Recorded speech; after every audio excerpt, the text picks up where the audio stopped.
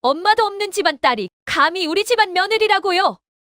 예비 시어머니 최영희의 이 한마디에 고급 한정식 집이 얼어붙었습니다. 32살 박지은은 그저 평범한 광고회사 대리였고 어릴 적 어머니를 잃고 아버지 손에서 자란 것뿐인데 상견례 자리에서 이런 모욕을 당해야 했습니다. 시어머니도 없는데 누가 며느리 교육을 시켜요? 가정교육도 못 받은 애를 우리 집에 들일 순 없죠. 최영희는 비웃으며 자리를 박차고 일어났습니다. 그런데 다음 날 예비 시아버지 한석진이 근무하는 회사에 국내 10대 재벌 태중그룹 회장이 전격 방문했고 회장실 문이 열리는 순간 모든 것이 뒤집어졌습니다. 더 충격적인 건 그 회장이 바로 지은의 검소한 아버지 박태준이었다는 사실입니다. 엄마 없다고 무시당한 딸의 아버지는 어떤 복수를 했을까요? 지금부터 이 사연 시작합니다. 사연 시작 전에 구독 버튼을 눌러주시고 어디서 듣고 계신지 댓글에 남겨주시면 행운 가득한 기운을 전달해 드립니다. 이 혼사는 없던 걸로 하겠습니다. 상견례 자리를 박차고 나가는 예비 시어머니의 차가운 목소리가 아직도 귀에 맴돕니다. 박지은은 그날 밤 작은 원룸 아파트 창가에 앉아 눈물을 흘렸습니다. 지은은 32살의 평범한 광고회사 마케팅팀 대리였습니다. 매일 아침 7시에 일어나 출근 준비를 하고 회사에서는 누구보다 성실하게 일했습니다. 동료들은 지은을 좋아했습니다. 항상 밝은 미소로 사람들을 대했고 어려운 일이 있으면 먼저 나서서 도왔으니까요.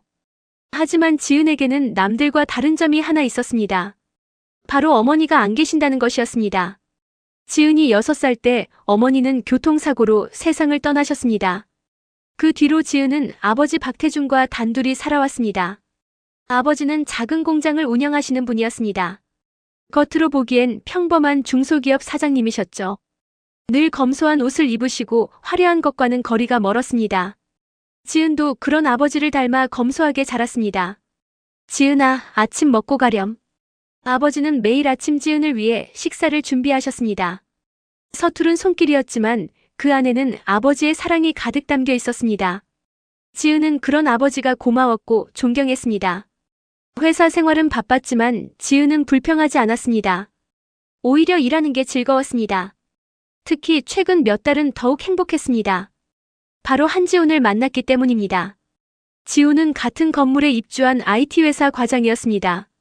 우연히 엘리베이터에서 마주친 것이 인연의 시작이었죠. 지훈은 온화하고 배려심 깊은 사람이었습니다. 두 사람은 자연스럽게 가까워졌고 6개월 전부터 정식으로 사귀기 시작했습니다. 지은 씨, 우리 부모님께 인사드리러 가요. 저는 지은 씨와 결혼하고 싶어요. 석 달 전 지훈이 프로포즈를 했습니다. 지은은 기뻤습니다. 드디어 자신만의 가정을 꾸릴 수 있다는 생각에 설렜습니다. 아버지도 기뻐하시며 축복해 주셨습니다. 그런데 문제가 생겼습니다. 상견례 날짜를 잡고 준비하는 과정에서 지훈의 어머니 최영희가 이상한 질문들을 하기 시작한 겁니다. 지은 씨 어머님은 무슨 일 하세요? 아버님 회사는 어디에 있나요? 집은 어디 사세요? 아파트 평수는 얼마나 되나요? 전화 통화 때마다 최영희의 질문은 점점 노골적으로 변했습니다. 지은은 불편했지만 정직하게 대답했습니다. 어머니는 일찍 돌아가셨고 아버지는 작은 공장을 운영하시며 자신은 작은 아파트에서 아버지와 살고 있다고 말입니다. 전화기 너머로 들리는 최영희의 침묵이 길어졌습니다. 뭔가 불길한 예감이 들었지만 지은은 지훈을 믿었습니다. 지훈은 그런 것들을 신경 쓰는 사람이 아니었으니까요. 상견례 날이 다가왔습니다. 지은은 정성스럽게 준비했습니다. 단정한 옷을 입고 머리도 단아하게 올렸습니다. 아버지도 평소와 달리 깔끔한 정장을 차려입으셨습니다. 아버지, 긴장되세요? 괜찮다. 우리 지은이가 행복하면 그걸로 충분해. 아버지는 늘 그랬습니다. 지은의 행복이 최우선이었습니다. 두 사람은 약속 장소인 고급 한정식집으로 향했습니다. 식당에 도착하자 지훈네 가족이 이미 와 있었습니다. 최영희는 명품 한복을 입고 있었고 목에는 화려한 진주 목걸이가 걸려 있었습니다. 지훈의 아버지 한석진도 고급 정장 차림이었습니다. 안녕하세요. 지은과 아버지가 인사를 했습니다. 하지만 최영희의 표정은 차갑기만 했습니다. 위아래로 지은과 아버지를 훑어보는 그 눈빛에는 노골적인 실망이 담겨 있었습니다. 자리에 앉았지만 분위기는 어색했습니다. 최영희는 음식이 나와도 거의 입을 대지 않았습니다. 대신 계속해서 질문을 던졌습니다. 지은 씨 어머님은 어디 계세요? 드디어 나올 질문이 나왔습니다. 지은은 조심스럽게 대답했습니다. 어릴 때 돌아가셨습니다. 순간 최영희의 얼굴이 굳어졌습니다. 옆에 앉은 한석진도 미묘한 표정을 지었습니다. 지훈이 재빨리 화제를 돌리려 했지만 이미 분위기는 냉랭하게 식어 있었습니다. 그래서 누가 지은 씨를 키우셨나요? 제가 혼자 키웠습니다. 아버지가 담담하게 대답하셨습니다. 하지만 최영희의 표정은 더욱 굳어졌습니다. 식사 내내 최영희는 불편한 티를 노골적으로 냈습니다. 지은은 점점 작아지는 기분이었습니다. 왜 어머니가 안 계신다는 이유만으로 이런 취급을 받아야 하는지 이해할 수 없었습니다. 하지만 그때 믿을 수 없는 일이 일어나게 되는데 최영희의 차가운 시선이 지은을 훑었습니다. 상견례는 시작부터 삐걱거렸습니다. 지은은 32살의 평범한 광고회사 대리였습니다. 매일 성실하게 출근하고 동료들에게 인정받는 직장인이었죠. 하지만 지금 이 자리에서 지은의 그런 모습은 아무 의미가 없었습니다. 최영희의 눈에는 오직 한 가지만 보였습니다. 바로 어머니가 없는 집안의 딸이라는 사실이었습니다. 음식이 계속 나왔지만 식탁의 분위기는 점점 더 차갑게 식어갔습니다. 지은은 젓가락을 들었다 놓기를 반복했습니다. 목구멍으로 음식이 넘어가지 않았습니다. 지은 씨는 요리를 할 줄 아세요? 최영희가 물었습니다. 겉으로는 평범한 질문 같았지만 그 어조에는 날카로움이 숨어 있었습니다. 네, 아버지와 둘이 살다 보니 자연스럽게 배웠습니다. 아, 그렇군요. 그럼 한식은 물론이고 제사 음식도 다 준비할 수 있겠네요? 최선을 다해서 배우겠습니다. 지은이 공손하게 대답했습니다. 하지만 최영희는 코웃음을 쳤습니다. 배우긴요. 시어머니가 있어야 가르쳐 주시죠. 그런데 지은 씨는 친정어머니도 안 계시잖아요. 그 말에 지은의 얼굴이 굳었습니다. 아버지 박태준의 손이 살짝 떨렸지만 그는 참았습니다. 지훈이 어색하게 웃으며 끼어들었습니다. 어머니, 지은이는 정말 착하고 좋은 사람이에요. 착한 건 알겠는데 우리 집안 며느리 노릇을 할 수 있겠어요? 최영희의 목소리는 더욱 차가워졌습니다. 한석진은 옆에서 아내를 말리려다가 그만뒀습니다. 아내의 성격을 잘 아는 그는 지금 말려봤자 소용없다는 걸 알았습니다. 최영희가 말을 이었습니다. 그녀의 목소리에는 오만함이 가득했습니다. 우리 집안은 대대로 며느리 교육을 중요하게 여겨왔어요. 시어머니가 며느리에게 집안 예절과 법도를 가르치는 게 전통이거든요. 그런데 지은 씨는 친정어머니도 없고 시어머니인 제가 아무리 가르쳐도 기본이 안 되어 있으면 소용없잖아요. 지은은 숨을 깊이 들이마셨습니다. 모욕감이 밀려왔지만 꾹 참았습니다. 사랑하는 지훈과의 미래를 위해서라면 이 정도는 견딜 수 있다고 생각했습니다. 하지만 최영희의 공격은 멈추지 않았습니다. 어릴 때부터 어머니 손에서 자란 딸이랑은 다르죠. 예절이며 손님 대접이며 명절 준비며 이런 게 다 어머니한테 배우는 건데 말이에요. 지은의 눈시울이 붉어졌습니다. 최영희는 그런 지은의 모습을 보면서도 멈추지 않았습니다. 오히려 더 가혹한 말들을 쏟아냈습니다. 그리고 솔직히 말씀드리면 집안 배경도 중요해요. 지은 씨 아버님께서는 작은 공장을 운영하신다고 들었는데 규모가 어느 정도 되나요? 박태준이 조용히 대답했습니다. 직원이 10명 정도 됩니다. 10명이요? 최영희의 얼굴에 실망이 더욱 짙어졌습니다. 한석진은 대기업 계열사 상무였습니다. 그들 부부의 눈에 직원 10명짜리 작은 공장은 보잘것없어 보였습니다. 참 솔직하시네요. 요즘 같은 세상에 그 정도 규모로 어떻게 운영하시는지 모르겠어요. 우리 집안은 대기업 임원 가문이거든요. 수준이 맞아야 혼사도 성사되는 법이죠. 최영희의 말투에는 조롱이 섞여 있었습니다. 지은의 눈에서 드디어 눈물 한 방울이 떨어졌습니다. 박태준의 주먹이 테이블 밑에서 꽉 쥐어졌습니다. 하지만 그는 여전히 참았습니다. 딸의 행복을 위해서라면 이 정도 모욕쯤은 견뎌야 한다고 생각했습니다. 최영희가 찻잔을 내려놓으며 말했습니다. 지은 씨가 나쁜 사람이라는 게 아니에요. 다만 우리 집안과는 수준이 안 맞는다는 거죠. 그 말에 지은은 더 이상 참을 수 없었습니다. 눈물이 뺨을 타고 흘러내렸습니다. 지훈이 지은의 손을 잡으려 했지만 지은은 손을 빼버렸습니다. 상견례 자리는 점점 더 냉랭해졌고 음식은 차갑게 식어갔습니다. 박태주는 말없이 앉아 있었습니다. 하지만 그의 눈빛 깊은 곳에서는 무언가가 타오르고 있었습니다. 25년간 억눌러왔던 감정들이 조금씩 깨어나고 있었습니다. 딸이 이렇게 무시당하는 모습을 보면서 그는 한 가지를 깨달았습니다.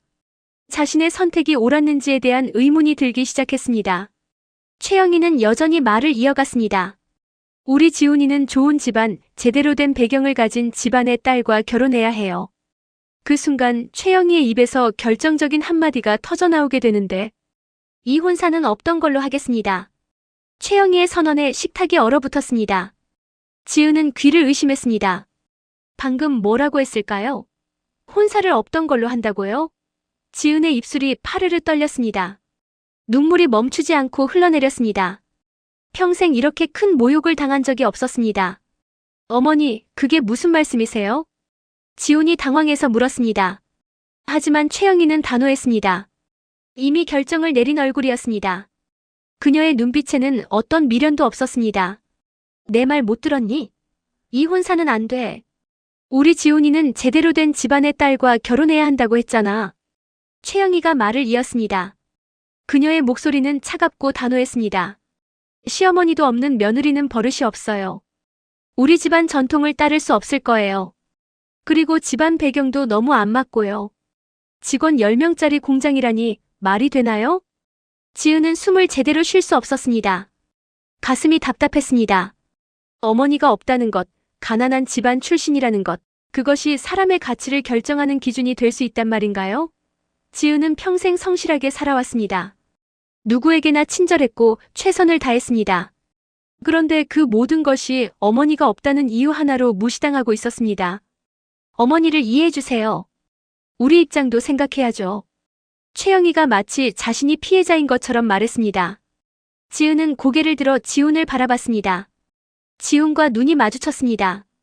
지훈의 눈빛에는 미안함과 괴로움이 담겨 있었습니다. 하지만 그는 어머니를 설득하지 못했습니다. 그저 고개를 숙일 뿐이었습니다. 박태주는 조용히 앉아 있었습니다. 딸이 모욕당하는 모습을 지켜보는 것은 고문과 같았습니다. 하지만 그는 여전히 참았습니다. 딸이 사랑하는 사람과 결혼하길 원했기 때문입니다. 하지만 이제 그것도 불가능해 보였습니다. 최영희가 자리에서 일어났습니다. 한석진도 따라 일어났습니다. 지우는 망설이다가 결국 부모님을 따라 일어섰습니다. 지우는 그 모습을 멍하니 바라봤습니다. 사랑했던 사람이 자신을 버리고 가는 모습을 지켜보는 것은 너무나 고통스러웠습니다. 지훈 씨. 지은이 떨리는 목소리로 불렀습니다. 지훈은 고개를 돌렸습니다. 하지만 지은의 눈을 제대로 마주치지 못했습니다. 미안해요, 지은 씨. 정말 미안해요. 그게 지훈이 할 수 있는 전부였습니다. 최영희는 가방을 들고 식당 문으로 향했습니다. 나가면서 마지막으로 한마디를 던졌습니다. 이런 집안과 인연 맺을 뻔했네. 정말 다행이야. 그 말이 식당 안에 메아리 쳤습니다. 지은은 그 자리에 그대로 앉아 있었습니다. 몸이 움직이지 않았습니다. 주변 사람들의 시선이 느껴졌습니다. 다른 손님들이 수군거리는 소리가 들렸습니다. 하지만 지은은 아무것도 신경 쓸 수 없었습니다. 아버지 박태준이 천천히 일어났습니다. 그는 딸의 어깨에 손을 올렸습니다. 지은아, 일어나자. 지은이 고개를 들어 아버지를 바라봤습니다. 아버지의 얼굴에는 깊은 슬픔이 어려 있었습니다.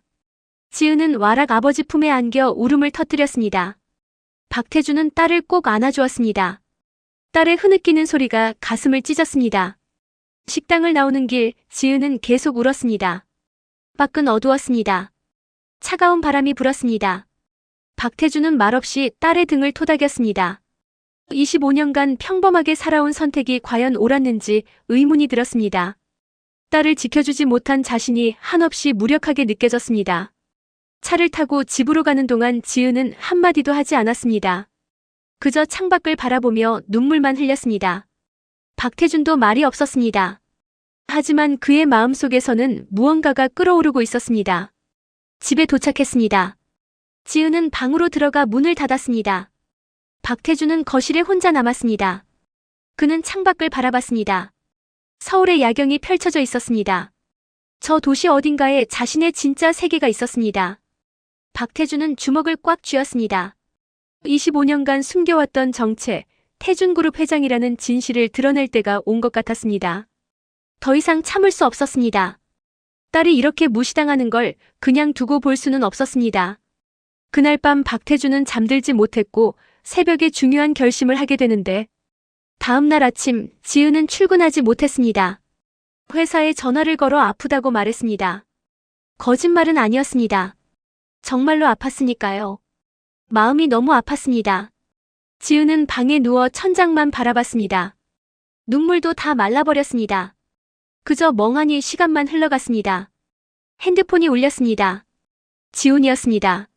지은은 전화를 받지 않았습니다. 다시 울렸습니다. 또 받지 않았습니다. 세 번째 울렸을 때 지은은 마지못해 전화를 받았습니다. 지은 씨. 네. 지은의 목소리는 무기력했습니다. 지훈이 한숨을 쉬었습니다. 정말 미안해요. 어머니를 설득해 볼게요. 시간을 좀 주세요. 하지만 지훈의 목소리에는 확신이 없었습니다. 지은은 알 수 있었습니다. 지훈도 어머니를 설득할 자신이 없다는 걸요. 아니, 어쩌면 설득할 의지가 없는 것 같았습니다. 지훈 씨, 괜찮아요. 어머님 말씀이 맞아요. 무슨 소리예요? 어머니가 너무 심하셨어요. 아니에요. 저는 정말 어머니도 없고 가난한 집안 출신이잖아요. 지은이 담담하게 말했습니다. 지훈은 당황했습니다. 지은 씨, 그런 말 하지 마세요. 사실이잖아요. 어차피 우리는 처음부터 안 맞았던 거예요. 통화는 길지 않았습니다. 서로 할 말이 없었습니다. 전화를 끊고 지은은 다시 천장을 바라봤습니다. 인생이 이렇게 허무하게 무너질 수 있다는 게 믿기지 않았습니다. 며칠이 지났습니다. 지은은 겨우 회사에 나갔습니다. 동료들이 물었습니다. 지은아, 괜찮아? 얼굴이 왜 그래? 응, 괜찮아. 좀 피곤해서. 지은은 억지로 웃었습니다. 하지만 동료들은 알 수 있었습니다. 뭔가 큰일이 있었다는 걸요. 평소 밝던 지은의 모습은 어디에도 없었습니다. 그 무렵 한석진의 회사에는 긴급 공지가 떨어졌습니다. 태준그룹 회장이 직접 방문한다는 소식이었습니다.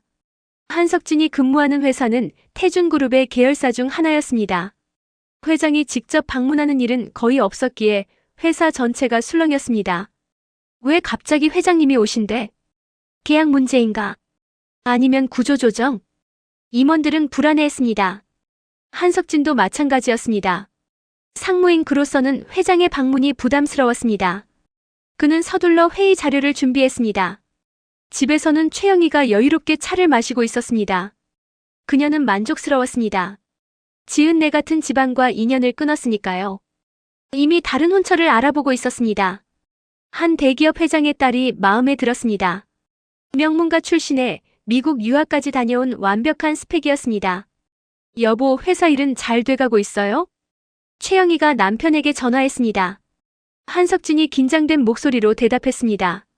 오늘 태준그룹 회장님이 오신대요. 회장님이요? 왜요? 모르겠어요. 갑자기 방문 일정이 잡혔다고 하네요. 최영희는 별로 신경 쓰지 않았습니다. 남편 회사 일은 남편이 알아서 할 일이었으니까요. 그녀는 며느리 후보자 사진을 다시 꺼내 들었습니다. 완벽한 집안, 완벽한 스펙, 완벽한 외모. 이런 며느리라면 자랑스러울 것 같았습니다. 한편 박태준은 정장을 입고 있었습니다. 고급스러운 맞춤 정장이었습니다. 평소에는 절대 입지 않던 옷이었습니다. 거울을 보는 그의 얼굴에는 냉정함이 서려 있었습니다. 비서가 차를 대기시켰습니다. 고급 세단이 아파트 앞에 멈춰 섰습니다. 박태준이 차에 올랐습니다. 차가 출발했습니다.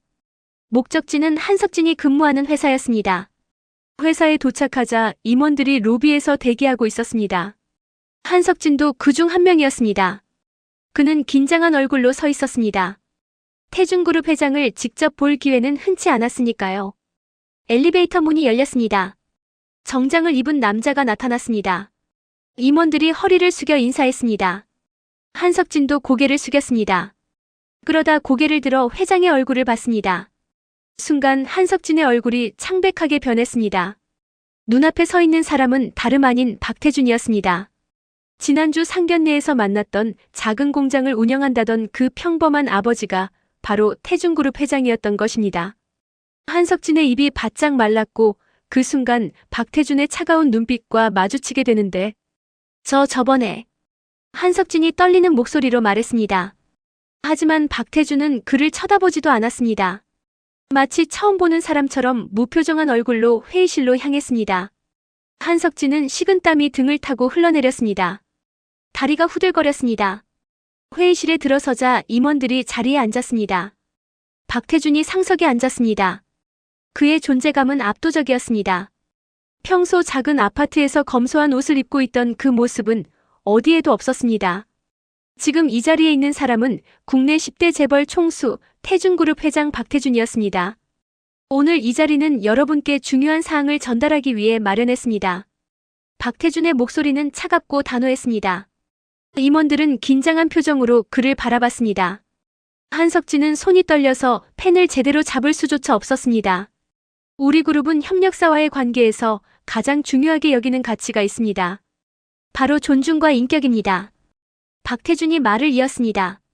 그의 눈빛은 날카로웠습니다. 사람을 돈으로 평가하거나 외적인 조건만으로 판단하는 행위는 우리 그룹의 철학과 맞지 않습니다. 특히 임원급 직원들의 가족이 그런 행동을 한다면 그것은 회사의 이미지에도 영향을 미칩니다. 그 말에 회의실이 조용해졌습니다. 무슨 의미인지 정확히 아는 사람은 한석진뿐이었습니다. 그는 얼굴이 하얗게 질렸습니다. 박태준이 자신을 겨냥하고 있다는 걸 알 수 있었습니다. 최근 우리 계열사 임원 가족 중 일부가 비윤리적인 행동을 했다는 보고를 받았습니다. 상견례 자리에서 상대방을 모욕하고 집안 배경을 이유로 사람을 깔보는 행위가 있었다고 합니다. 박태준의 말에 임원들이 서로를 쳐다봤습니다. 누구 이야기인지 궁금했습니다. 하지만 한석진은 고개를 들 수조차 없었습니다. 온몸이 얼어붙는 것 같았습니다. 그 가족은 상대방 딸이 어머니가 없다는 이유로 혼사를 일방적으로 파기했습니다. 또한 상대 아버지가 작은 사업을 한다는 이유로 무시하고 조롱했습니다. 회의실의 공기가 무거워졌습니다. 박태준의 목소리는 더욱 차가워졌습니다. 그런데 흥미로운 사실은 그 모욕당한 딸이 바로 제 딸이라는 겁니다. 그 말에 회의실이 술렁였습니다. 임원들이 놀란 표정으로 서로를 쳐다봤습니다. 한석진은 의자에서 일어날 힘조차 없었습니다. 머릿속이 하얗게 변했습니다. 박태준이 한석진을 똑바로 쳐다봤습니다. 그 눈빛은 얼음장처럼 차가웠습니다. 한석진 상무 맞습니까? 한석진이 떨리는 목소리로 대답했습니다. 죄송합니다, 회장님. 죄송하다고요? 무엇이 죄송합니까? 제 딸을 모욕한 것이 죄송합니까? 아니면 들킨 것이 죄송합니까? 박태준의 질문에 한석진은 아무 말도 할 수 없었습니다. 그저 고개를 숙인 채 땀을 흘릴 뿐이었습니다. 저는 25년간 제 딸을 평범하게 키웠습니다. 재벌 회장의 딸이라는 이유로 교만하게 자라지 않도록 겸손과 성실함을 배우도록 일부러 신분을 숨기고 살았습니다. 박태준의 목소리에는 깊은 슬픔이 묻어났습니다. 제 딸은 어릴 때 어머니를 잃었습니다. 하지만 그 아픔을 딛고 밝게 자랐습니다. 성실하게 일하고 남을 배려할 줄 아는 아이로 자랐습니다. 그런 제 딸이 상견례 자리에서 어머니가 없다는 이유로 모욕당했습니다. 임원들은 숨소리조차 내지 못했습니다. 박태준의 분노가 느껴졌습니다. 억제되어 있지만 그 밑바닥에는 엄청난 감정이 끓고 있었습니다. 한석진 상무, 당신 부인이 제 딸에게 한 말을 기억하십니까? 한석진은 대답할 수 없었습니다. 아내 최영희가 지은에게 했던 모욕적인 말들이 머릿속에 떠올랐습니다. 엄마 없는 집안 딸, 작은 공장 딸, 우리 집안 수준이 아니다. 그 모든 말들이 이제는 부메랑이 되어 돌아왔습니다. 당신 부인은 제 딸에게 이렇게 말했습니다. 엄마도 없는 집안 딸이 우리 집안에 시집 와서 뭘 하겠냐고. 시어머니도 없는데 누가 며느리 교육을 시키냐고. 박태준이 한석진을 쏘아봤습니다. 그래서 묻겠습니다. 사람의 가치가 어머니의 유무로 결정됩니까? 집안 재산으로 결정됩니까? 한석진은 아무 대답도 할 수 없었습니다. 박태준이 자리에서 일어났습니다. 이번 건으로 저는 깨달았습니다. 사람들이 얼마나 쉽게 겉모습만으로 판단하는지를요. 박태준이 회의실 문으로 향했습니다. 나가기 전에 마지막으로 한마디를 던졌습니다. 한석진 상무, 당신과 당신 가족에 대한 조치는 인사팀을 통해 통보하겠습니다. 그 말을 남기고 박태준이 회의실을 나갔고 한석진은 그 자리에 주저앉게 되는데 회의가 끝나고 한석진은 비틀거리며 자기 사무실로 돌아왔습니다. 다리에 힘이 풀렸습니다. 책상에 앉자마자 머리를 감싸 쥐었습니다. 끝났습니다. 모든 게 끝났습니다. 태준그룹 회장의 딸을 모욕했다니요. 이보다 더 큰 실수는 없었습니다. 핸드폰이 울렸습니다. 아내 최영이었습니다. 평소 같으면 받지 않았을 텐데 지금은 받을 수밖에 없었습니다. 떨리는 손으로 전화를 받았습니다. 여보, 회의 잘 끝났어요? 최영이의 목소리는 여유로웠습니다. 아직 아무것도 모르고 있었습니다. 한석진은 입을 열었지만 목소리가 나오지 않았습니다. 여보, 왜 말이 없어요? 여보. 한석진이 간신히 말했습니다. 큰일 났어. 정말 큰일 났어. 무슨 일인데요? 회사에서 무슨 일 있었어요? 태준그룹 회장이 오셨어. 그래서요? 회의 잘 안 됐어요? 최영희는 여전히 사태의 심각성을 이해하지 못했습니다. 한석진이 떨리는 목소리로 말했습니다. 그 회장이 지난주에 상견례에서 만났던 그 사람이야. 네. 무슨 소리예요? 박지은 시아버지 말이야. 작은 공장 운영한다던 그 사람. 그 사람이 태준그룹 회장이었어. 전화기 너머로 침묵이 흘렀습니다. 최영희가 말문이 막힌 것 같았습니다. 한참 후에야 그녀의 목소리가 들렸습니다. 그게 무슨 말도 안 되는 소리예요? 그 사람이 회장이라니. 사실이야. 오늘 회의에서 직접 말했어. 자기 딸이 상견례에서 모욕당했다고. 우리 가족이 자기 딸을 엄마 없다고, 가난하다고 무시했다고. 최영희의 얼굴이 하얗게 질렸습니다. 손에 들고 있던 찻잔이 떨어져 바닥에 깨졌습니다. 하지만 그녀는 그것조차 신경 쓰지 못했습니다. 그럼 우리가 끝났어.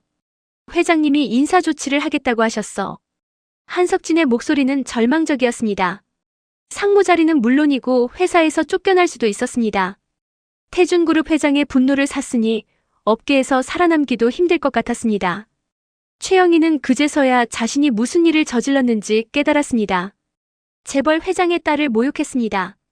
엄마 없다고, 가난하다고, 수준이 안 맞는다고 말했습니다. 그 모든 말들이 이제 자신에게 돌아왔습니다. 어떡해요? 우리 어떡하면 좋아요? 최영희가 떨리는 목소리로 물었습니다. 한석진도 답을 알 수 없었습니다. 이미 엎질러진 물이었습니다. 그날 저녁 한석진은 일찍 퇴근했습니다. 아니, 퇴근이라기보다는 도망치듯 회사를 나왔습니다. 동료들의 수군거리는 소리가 들렸습니다. 이미 소문이 퍼진 것 같았습니다. 집에 도착하자 최영희가 창백한 얼굴로 기다리고 있었습니다. 지훈도 집에 와 있었습니다. 아들도 이미 사실을 알고 있는 것 같았습니다. 아버지, 정말인가요? 지훈이 아버지가 태준그룹 회장이라는 게 지훈이 믿을 수 없다는 표정으로 물었습니다. 한석진이 고개를 끄덕였습니다. 그래. 사실이야. 그럼 우리가. 지훈도 말을 잇지 못했습니다. 최영희는 소파에 주저앉았습니다. 머릿속이 복잡했습니다. 자신이 얼마나 어리석었는지 깨달았습니다. 겉모습만 보고 사람을 판단했던 것이 얼마나 큰 실수였는지 이제야 알았습니다. 우리가 사과해야 하는 거 아니에요? 최영희가 떨리는 목소리로 말했습니다. 한석진이 고개를 저었습니다. 이미 늦었어. 회장님 표정을 봤어. 용서할 생각이 전혀 없으셨어. 거실에 침묵이 흘렀습니다. 세 사람 모두 말이 없었습니다. 평온했던 일상이 하루아침에 무너졌습니다. 최영희가 그토록 자랑스러워하던 남편의 상무자리, 안정적인 생활, 체면 모든 것이 위태로워졌습니다.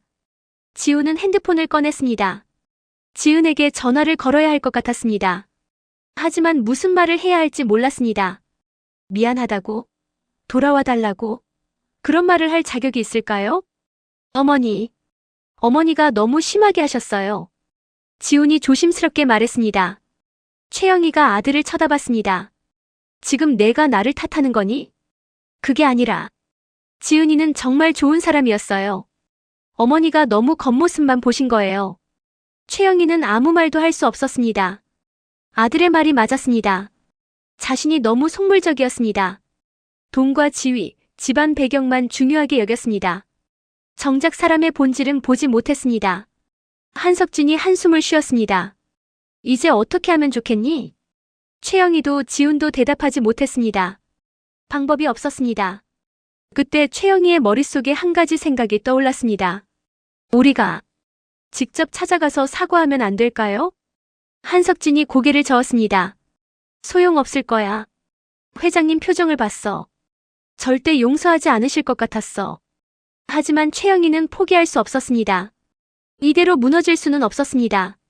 뭐라도 해야 했습니다. 그래도 가봐야 해요. 빌어야 해요. 최영희의 목소리는 간절했고 그날 밤 세 사람은 어떻게든 용서를 구할 방법을 찾기 시작했는데 다음 날 최영희는 남편과 아들을 데리고 박태준의 집을 찾아갔습니다. 주소를 알아내는 건 어렵지 않았습니다. 한석진이 회사 인사팀을 통해 조심스럽게 알아냈습니다. 평소 최영희가 무시했던 그 작은 아파트였습니다. 현관 앞에 섰을 때 최영희의 손이 떨렸습니다. 초인종을 누르는 것조차 두려웠습니다. 하지만 어쩔 수 없었습니다. 한석진이 초인종을 눌렀습니다. 잠시 후 문이 열렸습니다. 박태준이 나타났습니다. 그는 평소처럼 검소한 옷차림이었지만 그 눈빛만큼은 차가웠습니다. 최영의 가족을 보는 순간 그의 표정이 더욱 굳어졌습니다. 무슨 일입니까? 박태준의 목소리는 냉담했습니다. 한석진이 허리를 깊이 숙였습니다. 회장님 죄송합니다. 정말 죄송합니다. 최영희도 고개를 숙였습니다. 평생 남에게 고개 숙인 적 없던 그녀였지만 지금은 어쩔 수 없었습니다. 용서해 주십시오. 제가 잘못했습니다. 하지만 박태준은 표정을 바꾸지 않았습니다. 그는 차가운 목소리로 말했습니다. 이제 와서 사과가 무슨 소용입니까? 이미 제 딸은 상처받았습니다. 회장님 정말 잘못했습니다. 제가 너무 어리석었습니다. 최영희가 떨리는 목소리로 말했습니다. 하지만 박태준은 꿈쩍도 하지 않았습니다. 당신은 제 딸에게 뭐라고 했습니까? 엄마도 없는 집안 딸이 우리 집안에 시집와서 뭘 하겠냐고 했죠? 최영희는 고개를 들 수 없었습니다. 자신이 했던 말들이 부메랑이 되어 돌아왔습니다. 시어머니도 없는데 누가 며느리 교육을 시키냐고도 했죠. 작은 공장 딸과는 수준이 안 맞는다고도 했습니다. 박태준이 하나하나 상기시켰습니다. 최영희의 얼굴은 창백해졌습니다. 제 딸은 6살 때 어머니를 잃었습니다. 교통사고였습니다. 그날 이후 저는 혼자서 딸을 키웠습니다. 박태준의 목소리에 감정이 실렸습니다. 제가 재벌 회장이었지만 딸만큼은 평범하게 키우고 싶었습니다. 돈과 권력이 아니라 진짜 중요한 가치를 배우길 원했습니다. 그래서 신분을 숨기고 살았습니다. 최영희는 눈물이 흘러내렸습니다. 자신이 얼마나 잘못했는지 깨달았습니다. 제 딸은 성실하게 자랐습니다. 남을 배려할 줄 알고 겸손하게 살아왔습니다. 그런 딸이 상견례 자리에서 어머니가 없다는 이유로 모욕당했습니다. 박태준이 최영희를 똑바로 쳐다봤습니다. 당신은 사람을 외적인 조건으로만 판단했습니다. 돈, 지위, 집안 배경. 그런 것들만 중요하게 여겼죠. 정작 사람의 본질은 보지 못했습니다. 최영희는 아무 말도 할 수 없었습니다. 박태준의 말이 모두 사실이었으니까요. 회장님 정말 죄송합니다. 용서해 주십시오. 한석진이 다시 한번 고개를 숙였습니다. 하지만 박태준은 단호했습니다. 용서는 제가 할 수 있는 게 아닙니다. 상처받은 건 제 딸이니까요. 그때 안쪽에서 지은이 나타났습니다. 지훈과 눈이 마주쳤습니다. 지은의 얼굴은 여전히 헬쑥했습니다. 지훈이 입을 열었습니다. 지은아. 하지만 지은은 차갑게 돌아섰습니다. 지훈의 목소리를 듣는 것조차 싫었습니다. 박태준이 말했습니다. 이제 돌아가시죠. 더 이상 할 말이 없습니다. 회장님 제발. 최영희가 울먹였습니다. 하지만 박태준은 단호하게 문을 닫으려 했습니다. 그 순간 최영희가 무릎을 꿇었습니다. 한석진과 지훈도 따라서 무릎을 꿇었습니다. 제발 용서해 주십시오. 제가 정말 잘못했습니다. 최영희가 바닥에 이마를 대며 빌었습니다. 평생 이런 굴욕을 당한 적 없던 그녀였지만 지금은 어쩔 수 없었습니다. 박태준은 그들을 내려다봤습니다. 그의 눈빛에는 연민도 동정도 없었습니다. 다만 차가운 실망만이 담겨 있었습니다. 일어나십시오. 박태준이 말했습니다. 무릎 꿇는다고 해서 잘못이 용서되는 건 아닙니다. 당신들은 제 딸에게 씻을 수 없는 상처를 주었습니다. 최영희는 고개를 들었습니다. 눈물과 콧물이 범벅이 된 얼굴이었습니다. 하지만 당신들에게 한 가지 가르침을 주겠습니다. 박태준이 말을 이었습니다. 사람은 겉모습으로 판단하면 안 됩니다. 돈이 많다고 지위가 높다고 해서 훌륭한 사람이 되는 건 아닙니다. 진짜 중요한 건 그 사람의 인격과 마음입니다. 그 말을 남기고 박태준은 문을 닫았습니다. 최영의 가족은 복도에 남겨졌습니다. 그들은 한참을 그 자리에 무릎 꿇은 채 있었고 결국 고개를 숙인 채 집으로 돌아가게 되는데 며칠 후 한석진에게 인사 발령이 떨어졌습니다. 상무직에서 해임되었습니다. 태준그룹 계열사에서 더 이상 일할 수 없다는 통보였습니다. 한석진은 개인 짐을 싸서 회사를 떠났습니다. 동료들의 동정 어린 시선이 따가웠습니다. 집으로 돌아온 한석진은 최영희에게 말했습니다. 다 끝났어. 이제 어디서도 나를 받아주지 않을 거야. 최영희는 울음을 터뜨렸습니다. 자신의 교만함이 가족 전체를 무너뜨렸습니다. 평생 자랑스러워하던 남편의 지위, 안정적인 생활, 모든 것이 사라졌습니다. 지우는 지은에게 연락을 시도했습니다. 하지만 지은은 전화를 받지 않았습니다. 문자 메시지도 읽지 않았습니다. 결국 지우는 직접 지은의 회사로 찾아갔습니다. 퇴근 시간 지은이 회사 건물에서 나왔습니다. 지훈이 다가갔습니다. 지은아. 지은이 멈춰 섰습니다. 지훈을 보는 그녀의 눈빛은 차가웠습니다. 왜 왔어요? 미안해. 정말 미안해. 지훈이 고개를 숙였습니다. 어머니가 너무 잘못하셨어. 나도 너를 지켜주지 못했어. 용서해줘. 하지만 지은은 고개를 저었습니다. 지훈 씨, 이미 늦었어요. 지은아. 저는 지훈 씨를 사랑했어요. 정말 많이 사랑했죠. 하지만 지훈 씨는 저를 지켜주지 않았어요. 지은의 목소리는 담담했습니다. 상견례 자리에서 어머님이 저를 모욕할 때 지훈 씨는 아무 말도 하지 않았어요. 저를 사랑한다면서 어머님 앞에서는 한마디도 하지 못했죠. 지훈은 아무 말도 할 수 없었습니다. 지은의 말이 모두 사실이었으니까요. 진짜 사랑이라면 어머님을 설득했어야 해요. 저를 지켜줬어야 했어요. 하지만 지훈 씨는 그러지 않았어요. 지은이 돌아서며 말했습니다. 이제 우리는 끝이에요. 행복하세요. 지은이 걸어갔습니다. 지훈은 그 뒷모습을 바라만 봤습니다. 손을 뻗어보지만 닿을 수 없었습니다. 사랑했던 사람이 멀어져 갔습니다. 한편 박태준과 지은은 여전히 작은 아파트에서 살았습니다. 지은은 회사를 다니고 박태준은 여전히 검소하게 지냈습니다. 하지만 이제 지은은 아버지의 진짜 정체를 알았습니다. 아버지, 왜 그동안 숨기셨어요? 어느 날 저녁 지은이 물었습니다. 박태준이 미소를 지었습니다. 너를 평범하게 키우고 싶었단다. 돈과 권력이 아니라 진짜 중요한 가치를 배우길 원했어. 하지만 그 때문에 제가 상처받았잖아요. 그래, 아버지가 잘못 판단했다. 미안하구나. 박태준이 딸의 손을 잡았습니다. 하지만 너는 훌륭하게 자랐어. 성실하고 착하고 남을 배려할 줄 아는 사람이 되었지. 그게 아버지가 바랐던 거란다. 지은이 아버지를 안았습니다. 눈물이 흘러내렸습니다. 하지만 이번에는 슬픈 눈물이 아니었습니다. 감사의 눈물이었습니다. 고마워요, 아버지. 저를 이렇게 키워주셔서. 몇 달이 지났습니다. 지은은 새로운 삶을 시작했습니다. 회사에서 승진했고 새로운 프로젝트를 맡았습니다. 아버지와 함께 평범하지만 행복한 일상을 살아갔습니다. 최영의 가족은 어려운 시간을 보냈습니다. 한석진은 새 직장을 찾기 힘들었습니다.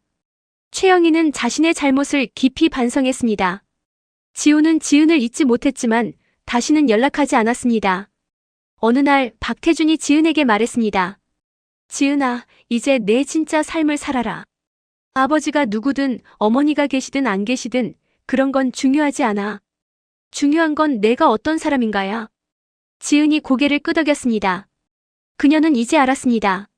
사람의 가치는 외적인 조건이 아니라 내면에서 나온다는 것을요. 세월이 흘렀습니다. 지은은 더욱 성장했습니다. 회사에서도 삶에서도 당당했습니다. 더 이상 누군가의 시선을 신경 쓰지 않았습니다. 자기 자신으로 충분했으니까요. 어느 봄날 지은은 새로운 사람을 만났습니다. 그는 지은의 겉모습이 아니라 진짜 마음을 보는 사람이었습니다. 박태주는 딸의 행복한 모습을 보며 미소 지었습니다. 이제야 제대로 된 사람을 만났구나. 지은이 웃으며 대답했습니다. 네, 아버지. 이번엔 진짜예요. 그렇게 지은은 새로운 행복을 찾았습니다. 상처는 아물었고 더 강한 사람이 되었습니다.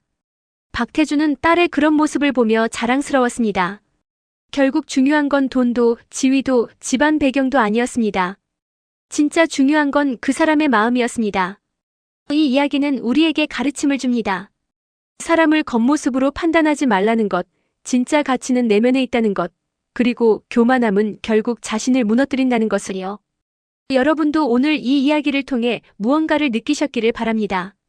주변 사람들을 대할 때 겉모습이 아니라 마음을 보시길 바랍니다. 그것이 진짜 행복으로 가는 길입니다. 오늘 이야기가 도움이 되셨다면 구독과 좋아요 부탁드립니다. 그리고 댓글로 여러분의 생각을 나눠주세요. 다음에 또 좋은 이야기로 찾아뵙겠습니다. 감사합니다.